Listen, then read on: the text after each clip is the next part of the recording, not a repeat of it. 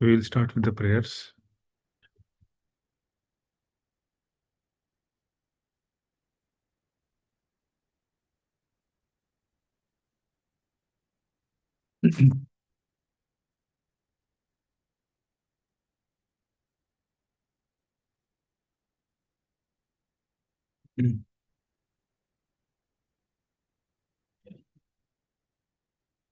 We can all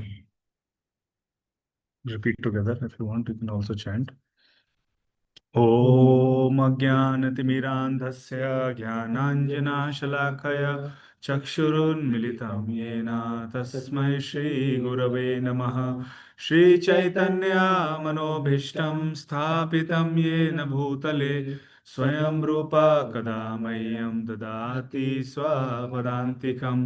वन्देऽहं श्रीगुरौ श्रीयुतापदकमलं श्रीगुरून् वैष्णवांश्च श्रीरूपं साग्रजातां सहगणा रघुनाथान्वितं तं सजीवं साद्वैतं सावधूतं परिजनसहितं कृष्णचैतन्यदेवं श्रीराधा कृष्णपादान् सहगणा ललिता श्रीविशाखान्वितांश्च हे कृष्ण करुणा सिंधु दीनबंधु जगतपते गोपेश गोपिका कांता राधा कांता नमोस्तुते तप्त कांचना गौरांगी राधे वृंदावनेश्वरी वृषभानुसुते देवी प्रणमामि हरिप्रिये वाञ्छाकल्पतरुभ्यश्च कृपा सिन्धुभैव च पतितानां पावनेभ्यो वैष्णवेभ्यो नमो नमः। नमः ॐ विष्णुपादाय कृष्णपृष्ठाय भूतले श्रीमते भक्तिवेदान्त स्वामिनिति नामिने नमस्ते सरस्वती देवे गौरवाणी प्रचारिणे निर्विशेषा शून्यवादी पाश्चात्य देश तारिणे श्री कृष्ण चैतन्य प्रभु नित्यानंद श्री अद्वैत गदाधर श्रीवासादि गौर भक्त वृंद हरे Krishna Krishna Krishna Hare Hare Hare Ram Ram Ram Hare Hare Hare Krishna Krishna Krishna Hare Hare Hare Ram Ram Ram Hare Hare Hare Krishna Krishna Krishna Hare Hare Hare Ram Ram Ram Hare Hare.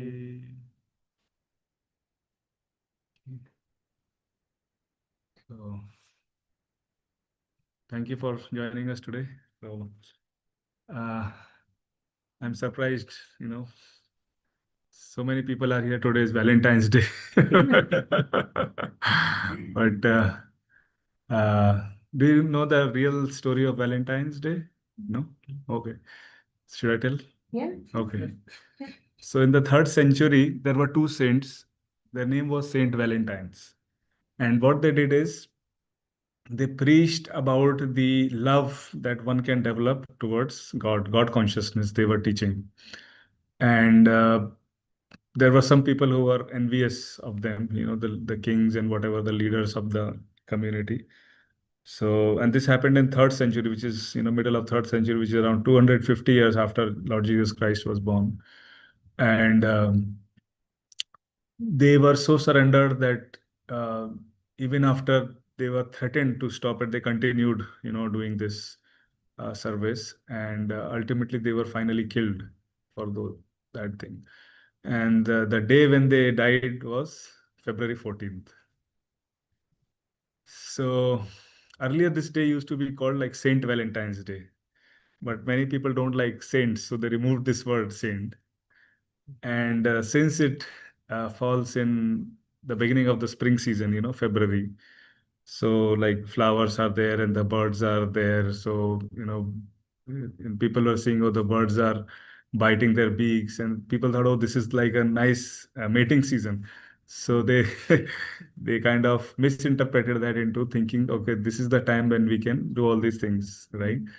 So, and that is how the actual purpose of the day was remembering these saints for the sacrifice that they had made, it got manipulated into something else.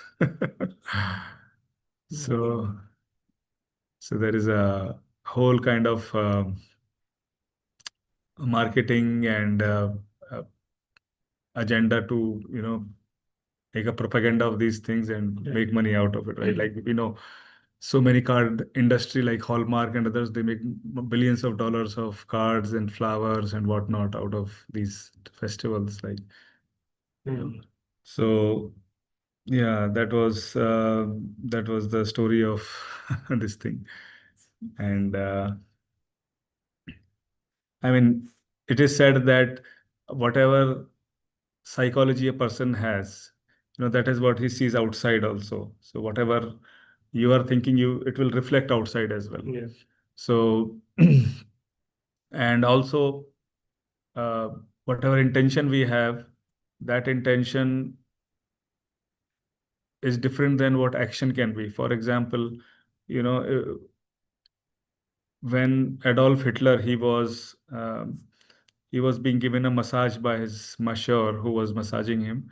Adolf Hitler said, "I'm a vegetarian. I don't like killing animals." And the person who was giving him massage, he said, "But you are killing so many millions of people." you know. And he said, "No, those people deserve to be killed." So, I mean, although he's compassionate, on the other side, he's trying to kill so many people. And yeah,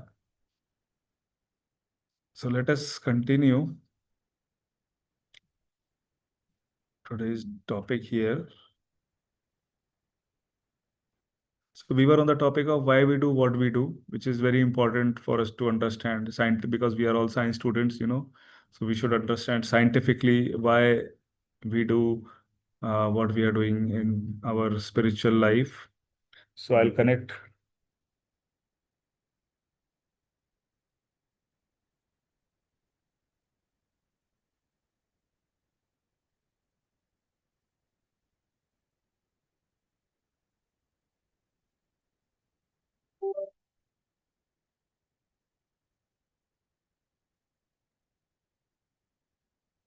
Okay, nice. I'll share my screen also if somebody's online.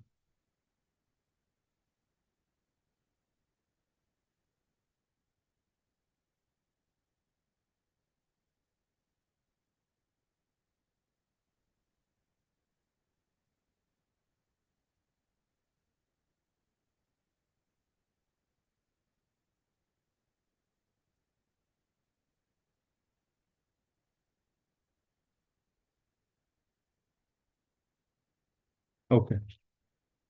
So we'll start from here.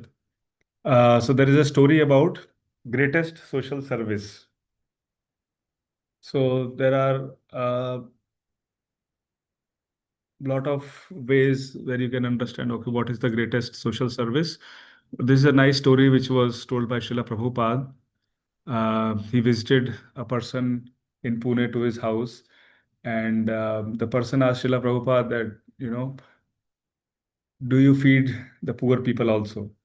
Because so many rich people are there and they are coming to the temple. Poor people I don't see. And do we really feed the poor people? Then Prabhupada told this story. So when we talk about social service, we are excited to go to the slums and everywhere. So obviously, we also feed a lot of poor people in those areas through different programs like Food for Life and other programs. So let's see what Prabhupada said. So Prabhupada said that suppose you go to meet your friend, say Mr. Tata, and you stay with him, chat with him couple of weeks and spend some time with him. And while going back, you see a person who's wandering on the street, and that is the son of Mr. Tata. So what will you do? Because probably they had a fight, son and father had a fight. So that's why son has given up his father and father has given up the son. So he doesn't has any money, although he's the son of the richest man. So he's just wandering on the street like a vagabond. So what do you do with that person? So either you give him a food plate or you give some donation to some money to him and then go away. So is that enough? Or should we do something else?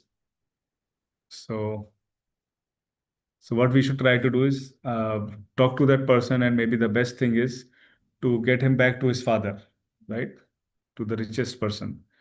And then probably try to sort out the misunderstanding, the fight that both of them had.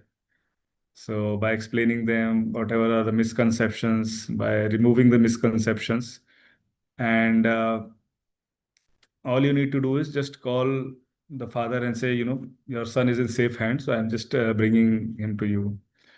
So this is a very nice reunion, and Tata's son goes back to Tata and lives happily thereafter.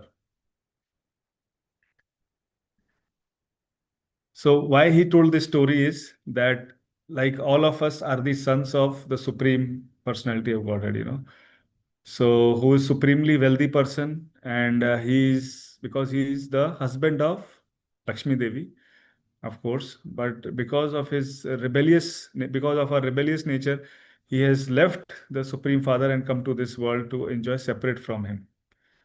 So such is the living being is now wandering in the world like a penniless beggar. So it is said all of us were actually living together with the Lord, but we wanted to enjoy separately. Therefore, the Lord being merciful, He said, "Okay, you want to enjoy separately, whatever our desire is." So we are given that kind of body and that kind of situation, in that kind of planet or whatever situation we want. So the Lord fulfills our desires.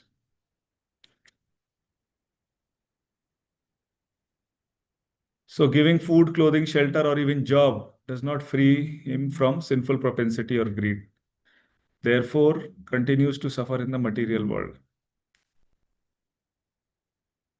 On the other hand, if one explains the suffering living entity the glory of his eternal Father Krishna and teaches him to chant the holy name, the Hare Krishna Mahamantra, then by that devotional service he becomes purified and returns back to God to live happily forever. So So now Srila Prabhupada asked that person whose house he visited, he said, what is the greatest service? Of course, food is important, because if somebody is hungry, we should, after the program, we have food. So we like eating food. We need nice clothes. We need medicine to take care of our health. Uh, so all those things are important. But what is much more important thing? The more important thing is to connect that person to his father. So similarly, all of us are part and parcel of the Lord. Like Krishna says in Bhagavad Gita, Mamev Amsho, they are part and parcel.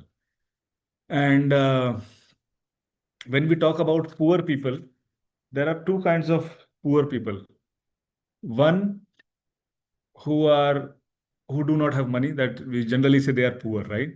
But one who have millions and billions of dollars, but they have hunger in their heart. They have loneliness, they have depression, they have anxiety, they do not have satisfaction in life. Those people are, I would term them as poor also, right? What do you think? Right? So, uh, so that is also very important concept we have to understand. Not just money is directly related to being poor, but these things are also important.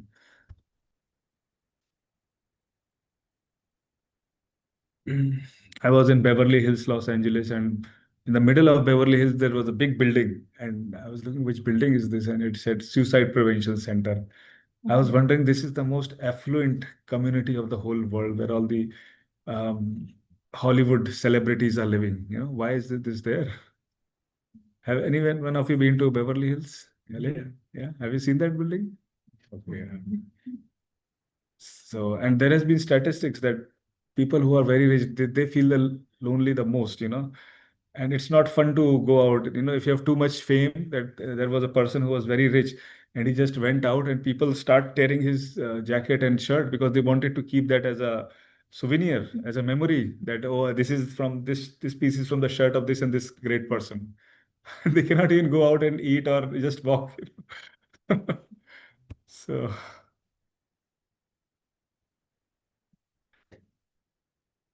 So that day on after Prabhupada explained that what is true social service, which is to connect a person uh, to the to his real identity, that is the greatest service.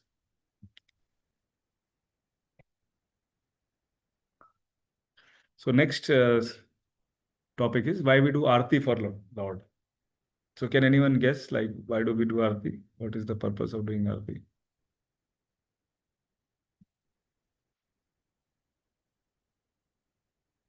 I had read somewhere, but I'm not sure if it's true. So that the blessings Mm-hmm. of like we take prasad. Yeah. Similarly, we're taking blessings of the Lord by doing our thing and taking it over.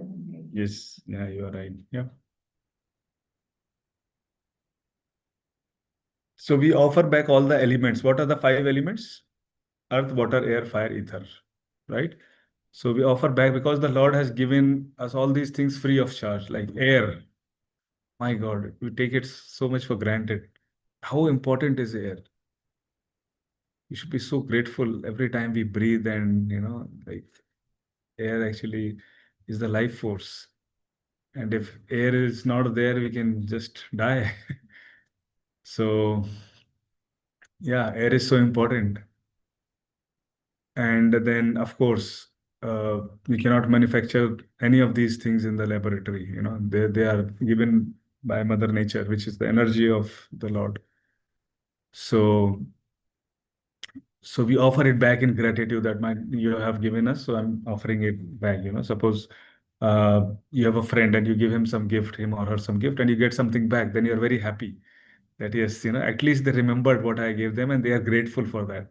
So that strengthens the relationship, and other person, both of you feel happy. So we should practice this every day, being grateful for whatever we have. We may have so many complaints with our friends, with our parents, with our loved ones, but there is one reason why we should be grateful for them, at least for one thing that they have done good for us. We should remember that. Otherwise, we can fight with the whole world. So, because who doesn't have shortcomings? Who doesn't have faults? All of us have shortcomings. And Srila Prabhupada, Guru Srila Bhakti Siddhanta Saraswati Thakur used to say that when you find fault in others, it means you are honeycombed yourself with faults. When you point one finger on someone, three fingers are pointing on you. Right? And when we correct others, we correct not for proving that we are superior to other people, but with the intention to help them to grow, to correct them with a loving mood. That is the right way of correcting others. So he's the source of everything. Therefore, we welcome him, remember him, and worship him to thank him. So suppose somebody comes at your home, generally in olden days, somebody comes, you'll do offer them some, aarti and welcome them with flowers, fruits, and give them something to eat and nice clothes to wear. So like that. So yeah, so you can see all these items are there. So it's like offering Ganga water to Ganga. Like Ganga is so, have you, anyone of you taken a bath in Ganga? Where? Prayagraj or Rishikesh. Rishikesh? What about you? Not taken bath. Just Ganga water you have Yeah. sprinkled. In Banaras. Banaras, very nice. What about you? Okay. You should take that. It's a lifetime opportunity. You should do it once. Yeah, I think so. Yeah, Ganga is so pure. So just like Ganga, you're standing in Ganga, and what you do is you take some water and you offer it to Ganga. How much water can you contain? And how much water Ganga has? Gallons and gallons of water. So Ganga is also in the Dakshineswar temple Uh-huh. on Kali temple in Kolkata. Yeah. Ganga is going through that. Bay of Yeah, Bengal, it is Kolkata. merged. Yeah. So you might have gone. You don't Yeah, I went. Yeah. I take like Yeah, that's I good. don't know what, Yeah, but I yes. just taken bath. Yeah. Next time you just Mm. dubki 3 times. So how much water Ganga has? What can we give Mother Ganga? But what she's looking for, that intention. What intention we have? We have the intention to offer that love, right? And all of us as children, when we go to our father has given us so much, our parents have given us so much, but we buy a small gift from America and we go and give it to them. How happy they are, right? They may have millions of dollars or rupees, whatever, but we buy just $10 something and give it to them. They are so happy. So the intention is very important, not the how much quantity you are presenting to them. You may present so much quantity. Duryodhana invited Krishna for 56 bhog, but Krishna refused. He went to Vidur because, and even though he was just offering bananas because they were not ready because they didn't know he's going to come at home. So he was just eating the banana peels and throwing out the banana with out of love. So that is the Lord looks at our intention. Bhavagrahi Janardhan. So that is very important. So let us see the items that are offered in the Aarti. So what can you see in the plate? There are 5 items. Flowers. Water, incense. Yes. The lamps. Water, conch, yes, all these 5 things are there. So let us understand from technical scientific point of view. So if you see, observe nature outside, in its raw form, not with buildings, just you go to open field or something.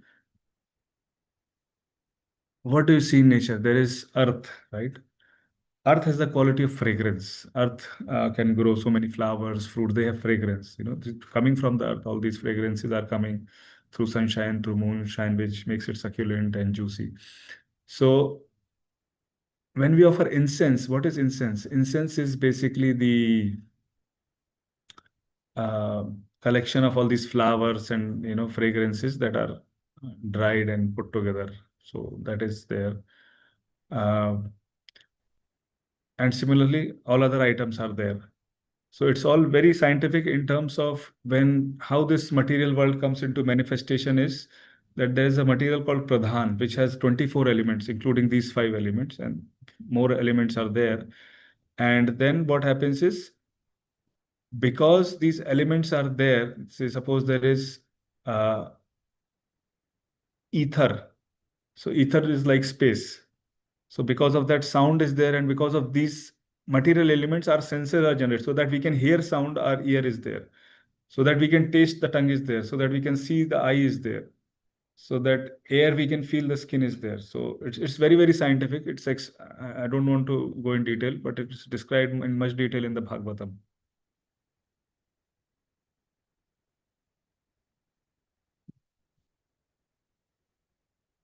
And we offer like deities like this circle, we do Aarti, right?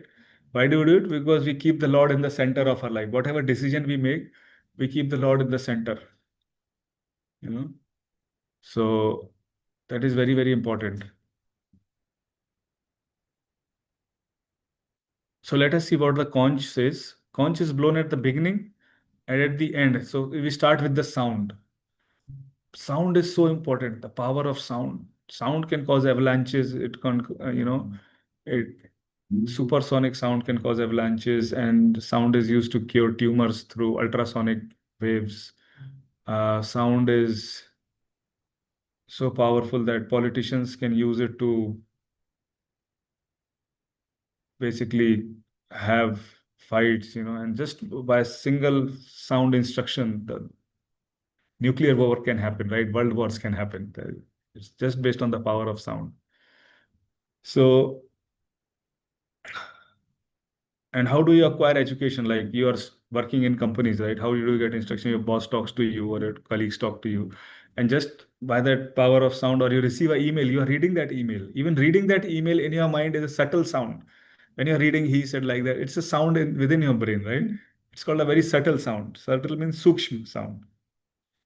Like right now, there are Wi-Fi waves here. There are some electrons or whatever is there. We cannot see it. They are very subtle elements, but it's there. So the spiritual knowledge also begins with sound vibration, hearing the transcendental sound vibrations. When we are chanting these verses, when we are discussing, when we are chanting the mantras, so these sound vibrations are very, very powerful. So we offer what the Lord has given us. The conch blows the sound. So conch is made up of what? How is a conch shell made? Can anyone guess? Shankh. How does it come? Is it manufactured in the lab? Naturally. How? There is an animal in the sea, right? It's a bone. It's a part of the bone of a bird, like a snail you see, like a small conch is there. You're gonna see there is a big snail and big conch is there. I mean, you don't have that experience because you haven't seen it, but you have experience like in the summer, rainy season or other season, you see these small animals, right? They have a small thing. So although it is the bone of animal which is impure, but it is used in the puja worship, right? Because the scriptures, they approve it. Yes, we can use this. But the animals automatically lose it. It's not that we have to kill the animals for this. So conch shell is blown in. That is the first beginning. Also, the sound of Kedarthi is starting. The Lord has come. Please, everybody come. Right? It's indication. Then the bell is there. Again, the sound thing. So वनस्पति रसोत्पन्नो गंधव्यो गंध उत्तम आग्रह सर्वदेवानां धूपोयम प्रति गृह्यताम्. So this is a fragrance which is made up of flowers and nectar from trees, and it's very nice to smell. So it is offered to the deities. First is earth element, then there is fire element. Earth element is incense, and then the fire element is the lamp. So lamp is offered to the Lord that, okay, you have given this to us, because with fire, we cook food, right? Fire is so important for us to sustain. So when it is offered to the Lord, we are grateful. In gratitude, we offer.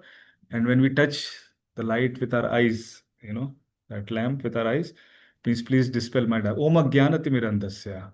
We are offering to our gurus that thank you for removing the darkness of ignorance from my eyes and lighting it with the torchlight of knowledge,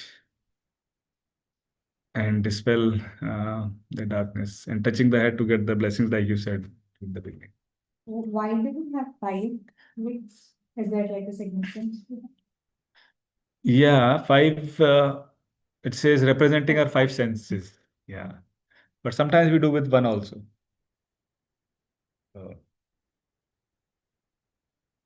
Aragya is water.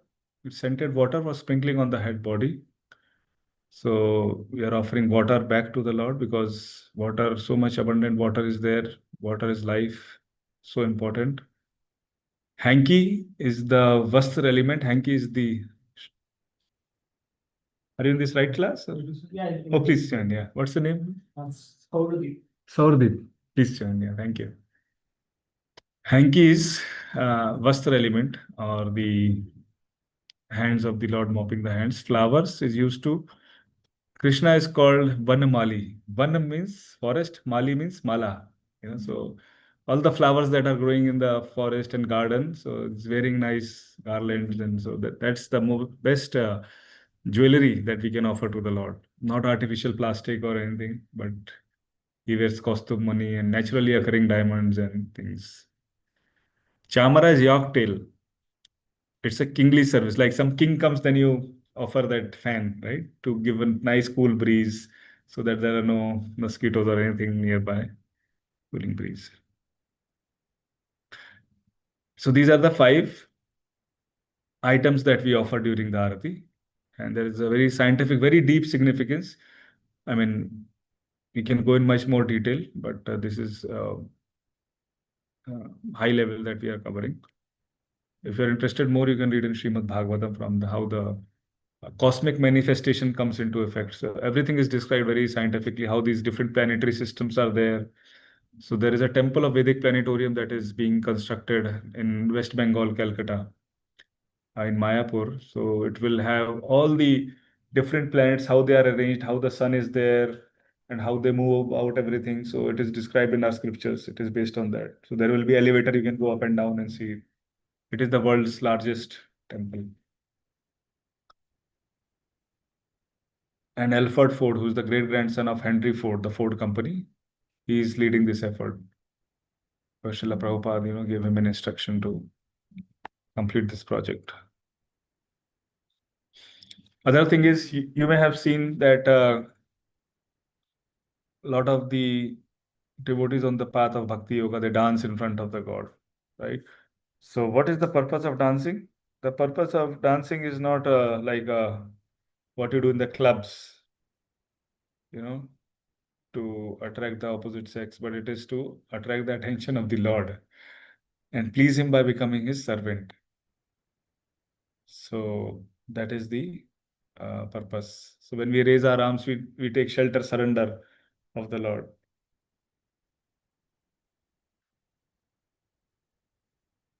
So these are the things that we covered. Please go on. So these are things that we covered. Why we need to build big temples? What is the need of religious rituals? Actually, there was in South India, there was a pujari who offered some rich man, he offered a big crown of diamonds to Lord Krishna. That was like studded with diamonds. It was like crores of rupees. And the media started coming and said, why are you not spending this money for feeding the poor people? Why are you giving it to the Lord? And then the pujari was interviewed that, these people are saying, right, you could have fed so many poor people. He said that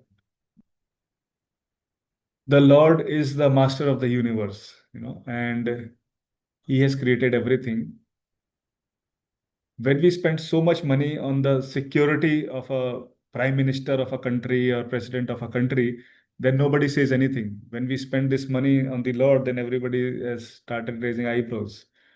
So then one of my teachers was saying that he visited uh, an event at the President of United States in California, a few years back.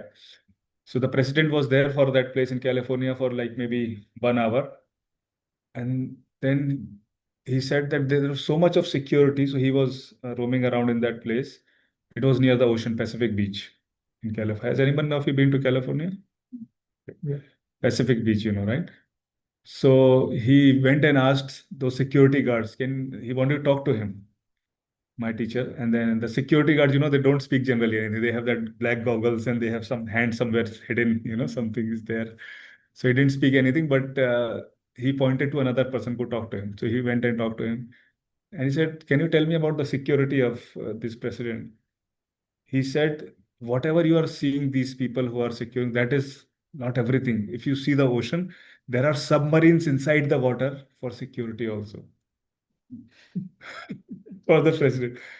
And they spend millions of dollars for just one, and the president is just going to go away from that place and going to other place.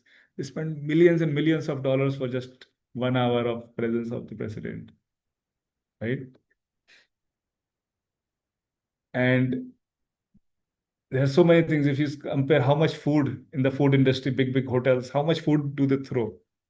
Then nobody says that why don't you give it to the poor people? Or they're spending so much of money on these games and sports and so many other things, which is okay, that's also required entertainment. But the point is, why can't the Lord take it? And it's not like people also from the temples, they make food which is offered to everybody, right, for free of cost. So yeah, so that's why we need big temples, because suppose this class we are doing, if I called you under the tree, how many people will come under the tree in so much cold of Seattle, right?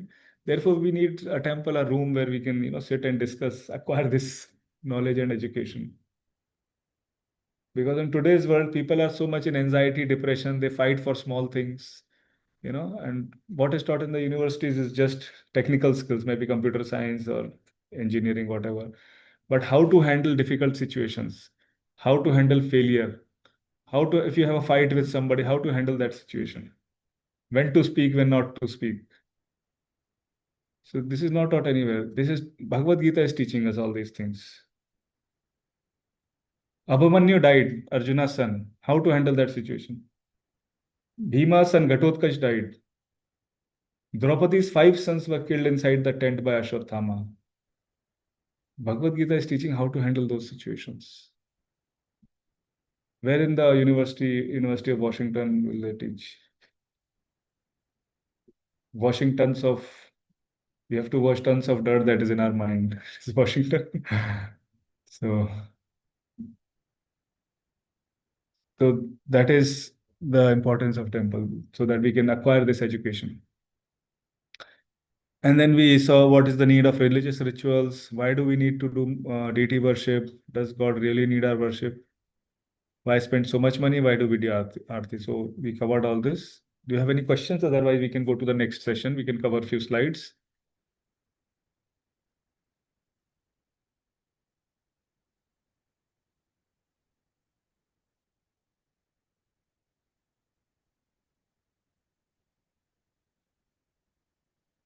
Okay, so I'll move to the next one. Can faith be reasonable? This is the next session.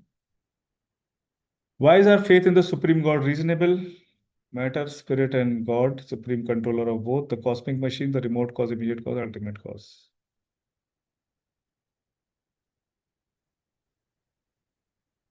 What is faith? Faith is so critical, right? Without faith, we cannot even sustain. Suppose you go to a flight and then you don't ask for the who's the pilot, does he have a license? You have faith, okay, you have paid money, is authorized, pilot. So with the faith, you go inside the aeroplane to start your travel. Or if you go for shaving, not here in India, mostly you have those, they use that ustra, right? You have faith in, in the barber, he'll not cut off your throat. So that's how you go and get it done. And even science is based on faith. In physics, we study about electrons, protons, but how many of us have actually seen electron? Nobody has seen, right? We have faith. Okay, somebody has done experiment and they are saying it is written in the book. My teacher is saying I have to pass the exam. That's why I'm uh, believing that.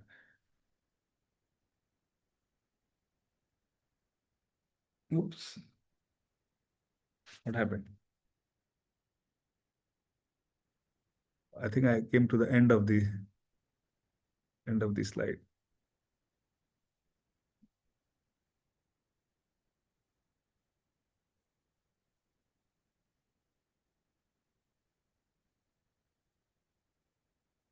So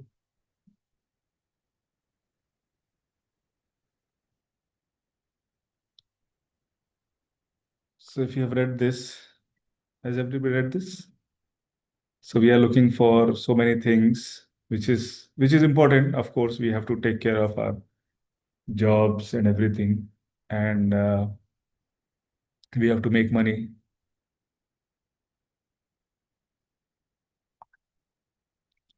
But in this world, whatever we do, we may have the best job, best health, and everything, but we go through crisis. That is the nature of the world. We may have to go through crisis of our body and mind, through other people, through natural disturbances. We have to go through those.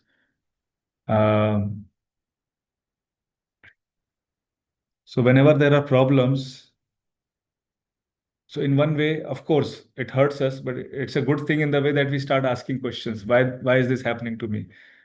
Why did this suffering came upon me? Why did I suffer a loss? Then you start going into more of spirituality, into deeper aspects of this life. What is my purpose in life? Why am I here? Athato Brahma Jigyasa.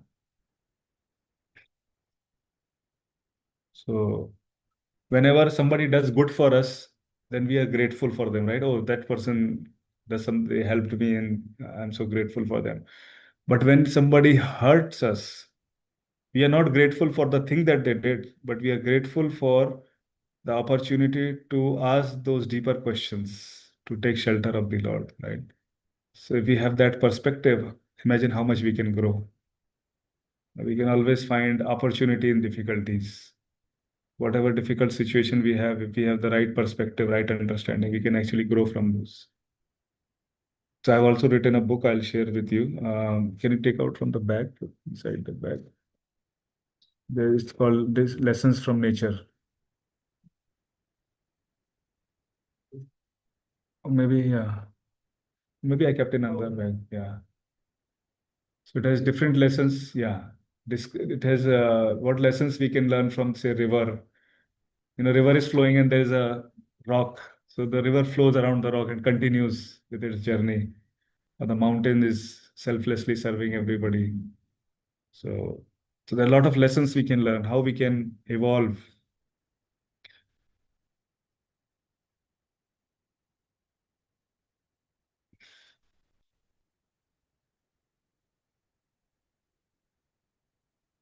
So here, let us, and yeah, so many examples, like so many difficulties came in the life of Pandavas. If it was not like Sita, Mother Sita got kidnapped, then um, if that didn't happen, we wouldn't have, heard about Ramayana. All these calamities wouldn't have happened.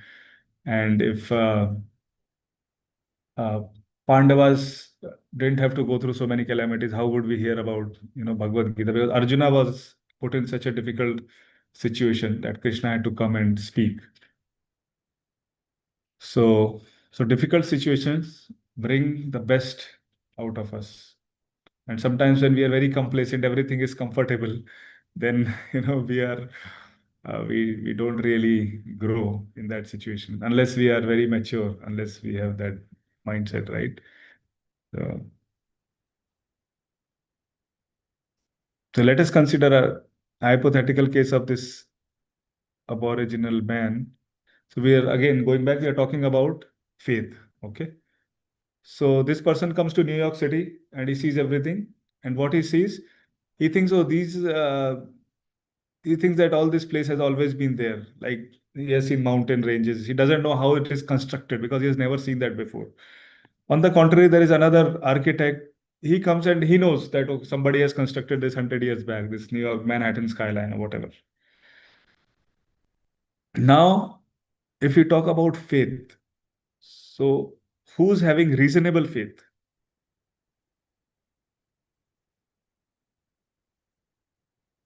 There is reasonable faith and unreasonable faith. Of course, the Aborigine man faith was not reasonable, right? Uh, but we must be careful not to have unreasonable faith based on superstitions like Aborigine man. We should not have superstitions. Therefore, we should ask questions. That is the first thing. Why this is happening? Why we do what we do? That's why we covered the previous discussion.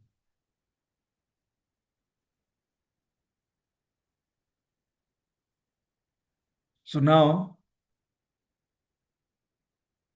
this person, upon landing at JFK, a European meets a wild-eyed man who hands him a book propounding the doctrine that New York City was not constructed in any of the aforementioned ways. Rather, some 100 years ago, there was explosion in the Hudson Bay. So now there are philosophies, like if you talk about the theory of evolution, right? So who gave the theory of evolution? Charles Darwin, right? Research have told that Charles Darwin actually stole the theory of evolution from the Vedas, which is very, very powerful. And by his intelligence, he manipulated it a little bit. And therefore, it has over 600-700 contradictions. But since it is from the Veda, it is so powerful that people believed it, you know.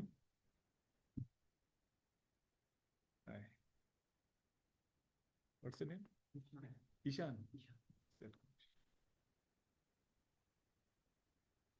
Since the Vedas are so powerful that this theory made sense to a lot of people in the world.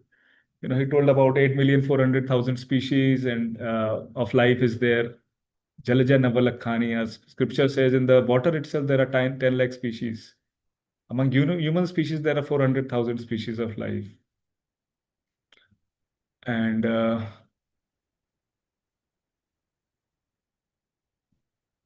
some of his theories were there that a giraffe is trying to eat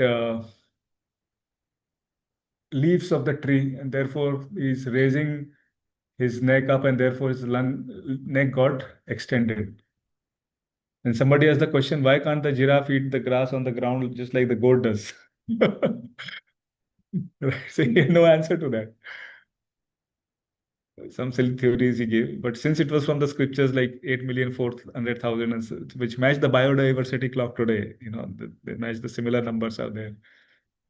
So, and there are hundreds of books that are written in his favor.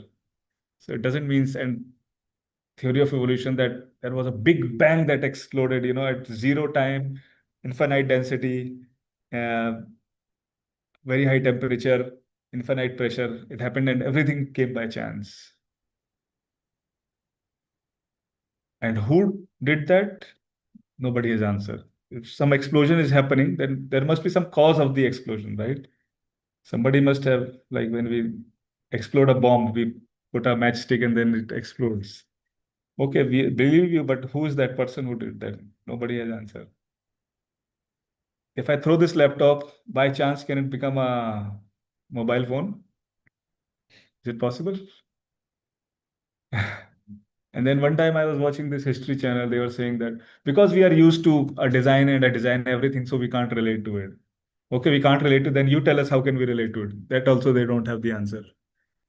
Okay, you don't believe it, but then you give the logic, right? So it's called counter argument, counter logic.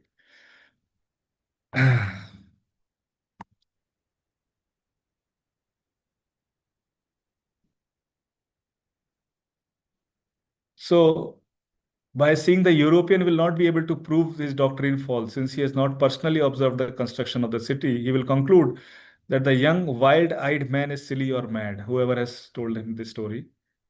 Now, from scientific observation, we learn that the physical structure of a living cell is more complex than the entire university. Can you believe people say, show me mystic power? What can be a bigger mystic? How we are hearing right now, you are hearing. How are the sound vibrations traveling through air medium? What kind of waves are these, right? Longitudinal wave, like this sound vibration hitting your eardrum, and you are able to interpret it, understand, and give a reaction. It's not less than a magic. Or the eye is able to see, right? How it interprets the optic nerve, the image is inverted, and then it goes to the brain. It's amazing because we are so used to seeing it, we just take it for granted. And I don't know if can anyone make a human eye in the lab, from scratch.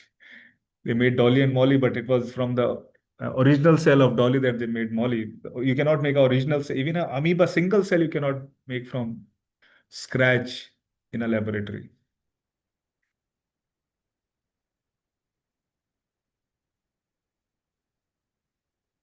Human body is so amazing. It's called yantra. It's a machine. It's very amazing machine. These cells have ability to regenerate themselves, concept that the city's planning commissioner not being the conceived. So there was a person who got a Nobel Prize on, what is that, autophagy. That is a process that there are some cells we keep eating, and we don't let the cells die and regenerate new cells. We do not allow that. We always keep our machine because it is considered as a machine in Bhagavad Gita. Yantra Rurani Maya. This machine we do not give a break. Car we take for servicing, oil change, right? How much break we give. So this person in 2016, if you can search 2016 or 17, they got a Nobel Prize on the process of autophagy, where he said, if in every 15 days you fast, it helps the bad cells starve. When they starve, what happens? New cells generate. Is one of the root cause of cancers, right? The cells are not generating, or they're whatever is the reason. I don't know in too much detail, but that is what it does. And in our Vedic system, we have like 15 days we fast, right? Ekadashi comes every 15 days.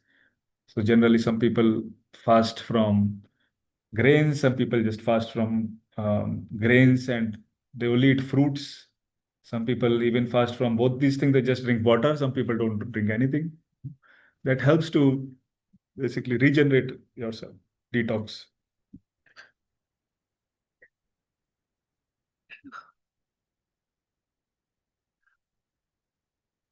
So who built this human body?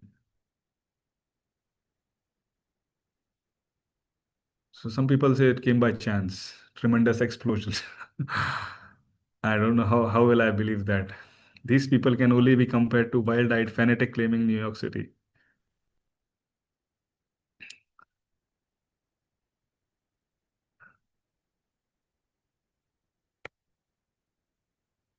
So the greatness of a human body is not just to have great degrees or to earn multi-million dollars business or work, but it is also the rarity of human life is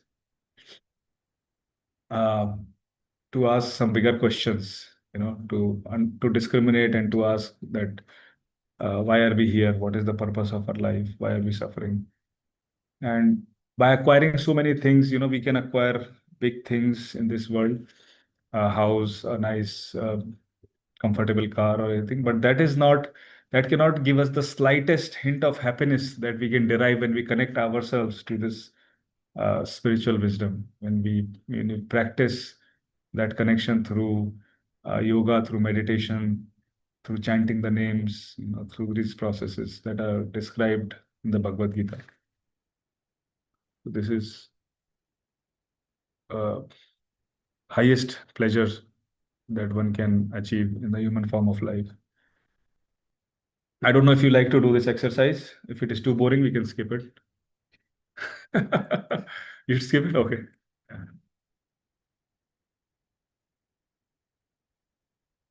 So,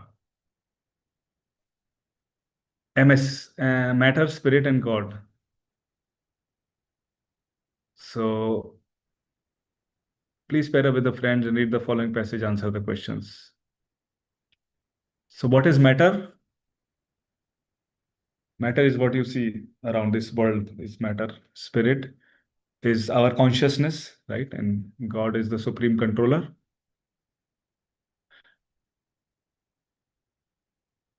So are all of us just a bundle of chemicals?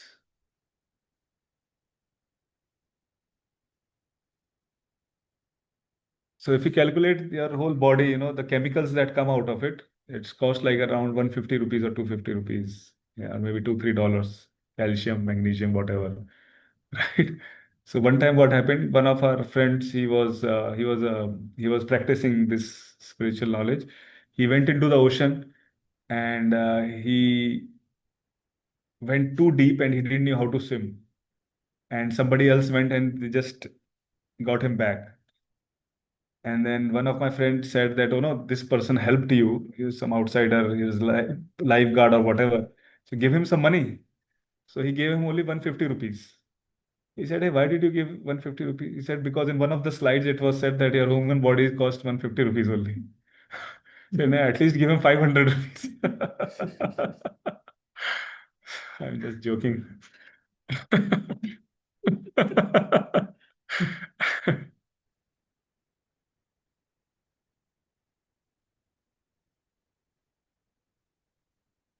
So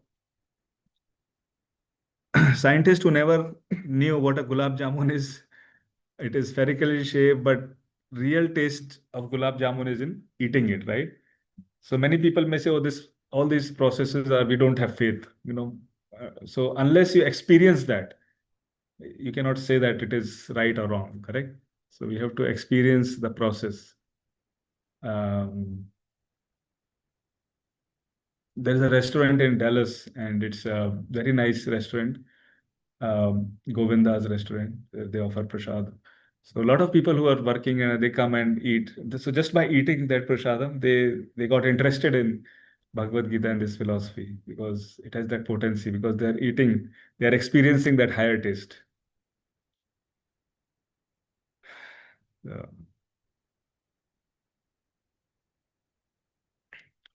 Love, joy, integrity, honesty, humility, shyness, courage, patience, many more qualities are exhibited by living bodies due to presence of spirit. Suppose a dead person is there, they cannot love us, right? So made up of matter, Atma is the spirit, and both matter and spirit are controlled by God, who is the supreme spirit.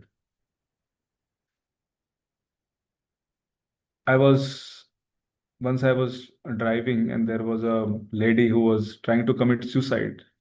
She was driving in the opposite direction. She was in a Ferrari car, red Ferrari. She was a multimillionaire, of course. I don't know what is the cost of Ferrari today. And she said, bang, boom. Like highway is one way, right? She was coming opposite way from the exit. And I was looking at her and I was thinking, what is she doing? And then I slowly moved my car towards the other direction. And I was telling my wife, "Oh, is she crazy?" And I just moved on the ride. And she banged into another car, and some part of her car flew and hit my car also at the back. And somehow my daughter was sitting, and 5 minutes back, she said, everybody start chanting Hare Krishna. So none of us were injured. We were okay. But what I'm saying is, when she hit, the cops came, the ambulance came. They did not worry about the Ferrari. They took out that lady first. Why? Although her body is 200 rupees, but that's the values of the spirit. It's not of the Ferrari or anything else, but they took her out first because of the presence of soul. A person like Sachin Tendulkar, he's just little guy, but a spirit soul can do so many great things, can win Roman empires, you can Marathas can fight the entire Mughal armies and whatnot. You can do great things just because of the presence of soul. You can write patents. You can uh, spin up multi-million or billion-dollar companies. That is just because of the power of the Atma, soul. It has so much power. Although it is negligible, in the scripture it is said it is 1/10,000 tip of the hair. Such a small spark. So much power is there. And it can love, it can give happiness or sadness or even fight to so much extent. Uh,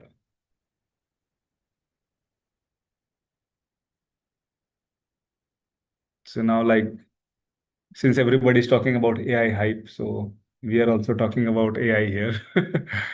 AI cannot tell how beautiful it is. Now, I mean, now they are coming up with humanistic AI. At Microsoft, I was seeing there was a board of humanistic AI. I mean, that is a different connotation, how AI can be used for helping humans, right? And then there is augmented generative intelligence. So many different things are coming up. I was hearing Srila Prabhupada today morning. He was saying that, and he was speaking this in 1970.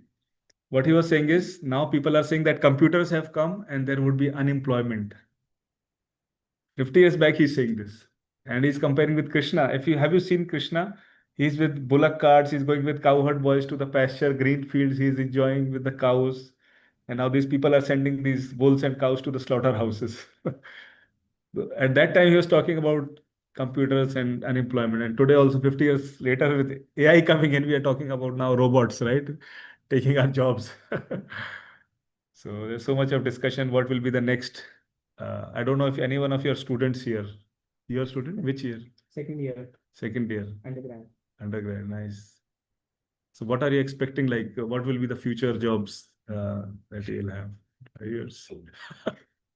No. Because Elon Musk is making so many robots, huh? So, and what he's claiming is, I was reading him, he was saying in future nobody will work, nobody has to work. All the work will be done by robots.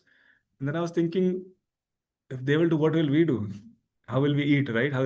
He said government will give money to everybody. But then I was thinking, how will government give money to everybody? On what? The tech companies will pay extra money to the government, something he said, right?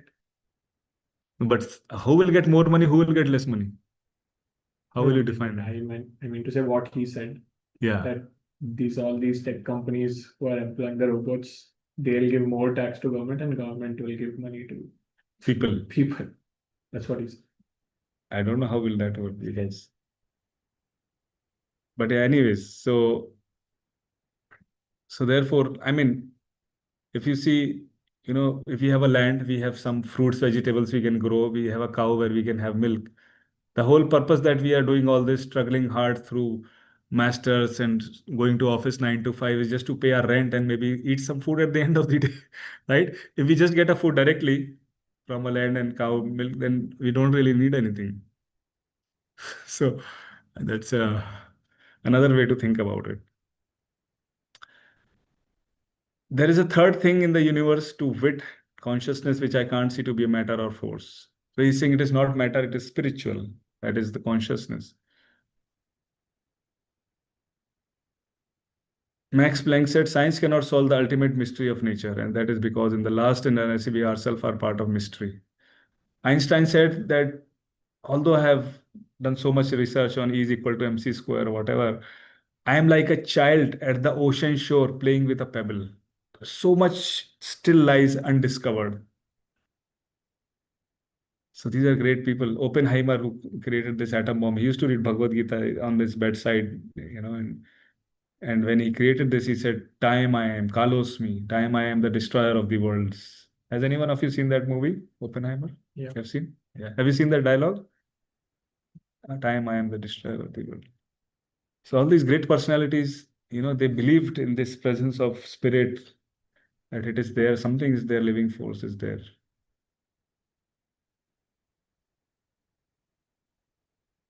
So this world is not just matter that we see, dead matter, like this table is dead matter.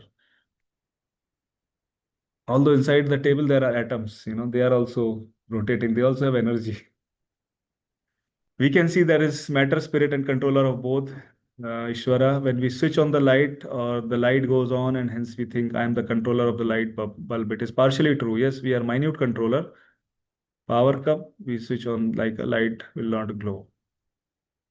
So we have to do our best efforts, right? But not everything is in our hands. Sometimes there are things which are beyond our control also. So there is a very nice analogy. Do you have that pen? Is there a sketch here somewhere? No? Okay.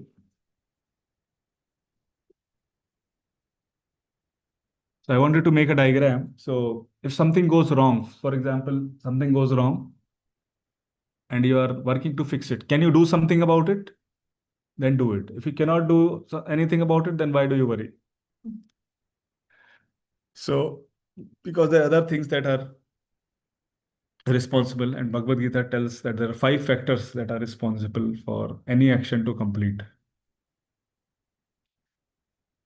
So, in which there is also your karma, the instruments that you use, your individual soul, and then the permission of the Lord, sanction of the Lord. So I don't know how much time we have right now, so I think we'll stop here. Uh, if you have any questions, otherwise we can jump to, maybe we can chant one round. I believe by 1:15 we have to wrap up or something. We haven't come up. We usually tell. Okay, so then we can chant, and later if there is any question answer discussion we can do. So yeah, you can pass.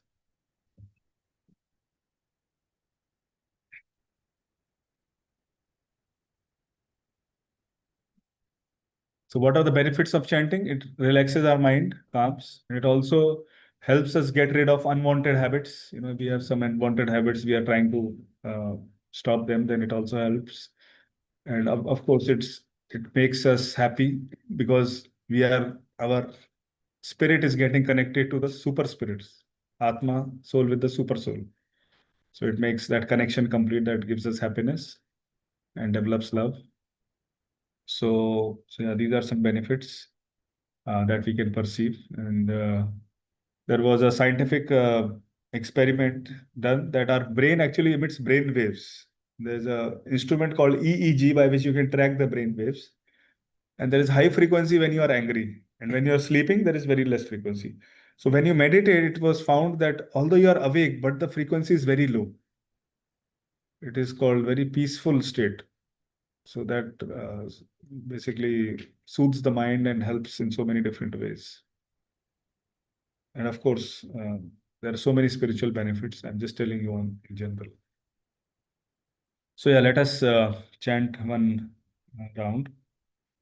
So I'll play this Srila Prabhupada's tape also.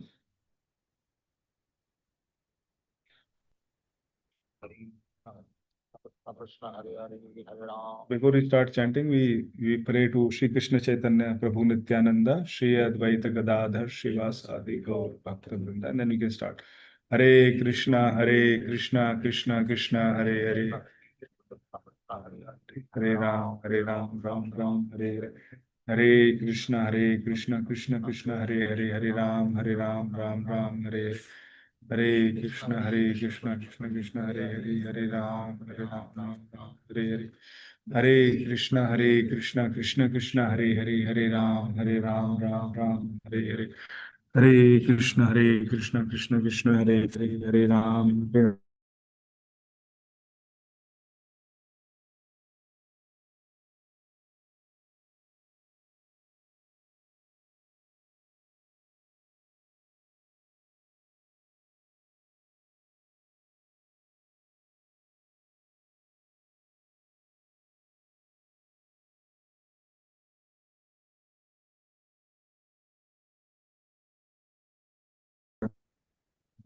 Hare Krishna, Krishna Krishna, Hare Hare, Hare Ram.